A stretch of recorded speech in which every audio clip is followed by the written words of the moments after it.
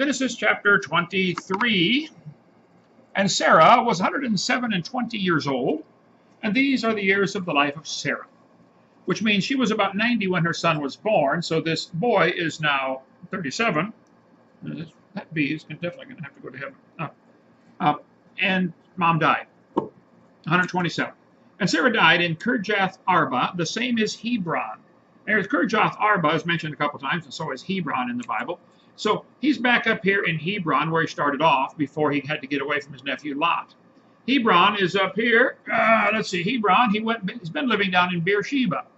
I forgot to look at the distance, 20, 30, 40 miles maybe, I don't know. Israel's a pretty small country. So he's back up in Hebron. And Sarah is buried in Hebron. Now today, Hebron is in Jewish thinking one of their 4 top holy cities. Okay.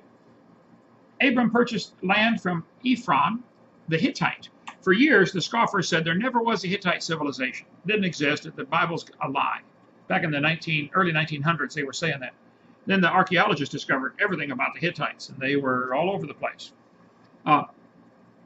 He purchased it as a burying place for his wife Sarah. Subsequently, Abraham, Isaac, Rebekah, Jacob, and Leah were all buried there. So to the Jews, this is a pretty holy city. Okay. And Abram stood up from before his dead and spake unto the sons of Heth, saying, I'm a stranger and a sojourner with you. You know, I feel that way on planet Earth most of my life. This world is not my home. I'm just a passing through. It's my favorite song, my theme song. My treasures are laid up somewhere beyond the blue. I can't imagine people who invest all of their time, energy, and money into this world. They are so concerned about, oh, I got to have enough money for this, and I got to have security here, got to have $1 million in the bank. It will never satisfy. The people that have $1 million, do you know what they want? More money. The people that have a big house, do you know what they want? Bigger. A bigger house. The people that have a fast car, guess what they want? A faster car. People that have 40 pairs of shoes in their closet, guess what they want? More shoes. It takes us a whole lifetime to figure out nothing here will ever satisfy. I lived out of a shoebox for 9 years. You can be perfectly content and serve God and be happy with nothing. Out of the 32 times they moved me while I was in prison for 9 years for nothing, go to KentHovind.com. By the way, some of the old YouTubes and the comments at the bottom still have the website for free Kent Hovind. Well, that's not a Kent Hovind friendly website. Go to Kent Hovind is innocent. But it's amazing you can live with nothing. They moved me many times. I was locked in a little room, 9 feet by 12 feet for 30 days at a time.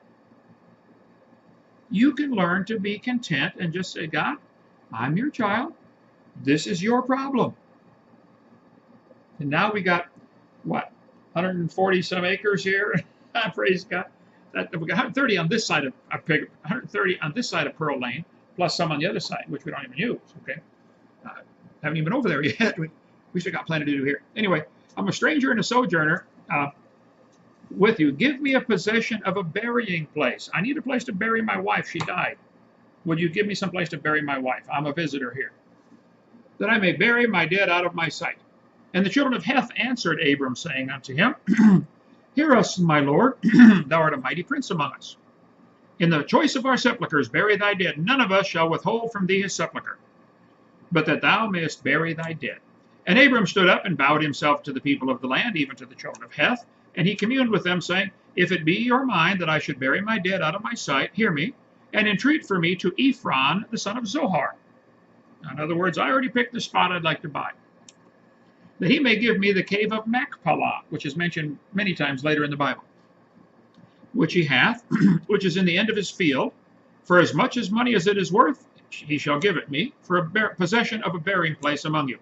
And Ephron dwelt among the children of Heth, and Ephron the Hittite answered Abram in the presence, in the audience of the children of Heth, even all that went in and out of the gate. Here we are again. Where do they do business? In the gate. This is their courthouse. This is their where they keep their records. This is where you make a. One time in the book of Ruth, you know, this guy wanted to marry Ruth, but there was somebody who was closer kin and had the right to marry her first. So he grabbed him coming in the gate and said, "Hey, sit down right here. We got to talk." That's where they did business. And they would take off their shoe and give it to him as a token. People have, wait till you see the strange custom coming up. I just learned this today. I'll be 65 in a couple months. I said, you have got to be kidding. That's what that means? We'll try to get there. I'm hurrying, okay? I told you, Lady Di. Yeah. You thought the laying the baby on the floor was bad. Wait. Yeah, okay. Nay, my Lord, hear me. The field that I give, he said, I'm going to give you the field and the cave. I give it to you.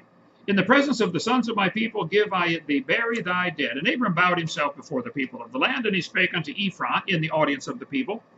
But if thou wilt give it, I pray thee, hear me, I will give thee money for the field. Take it of me, and I will bury my dead. And Ephron answered, this is typical Jewish Arab dickering back and forth over the price of anything, you know. It's crazy. Like the Jew was in the restaurant, you know, and a fly came and landed in his soup. He picked the fly out and said, spit it out, spit it out. They're noted for being tight. Well, that's a joke, Hannah. Okay. And Ephron answered Abram, saying, my Lord, hearken unto me, the land is worth 400 shekels of silver. What is that between me and you? Go ahead and bury the dead. It's about $4,000. He said, this field and that cave is worth about 4,000 bucks. So Abram, get that mosquito here, hearkened unto Ephron, and Abram weighed the silver, and he gave him 400 shekels. He paid 4,000 bucks for the field. Okay.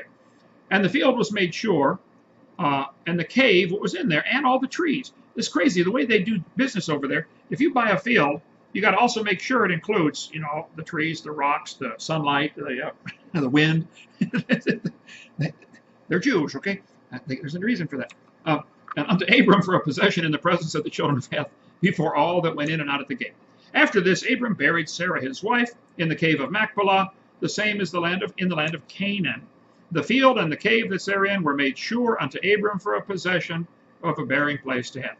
So God had promised him the whole land, and now the only piece of it that's his, he had to buy.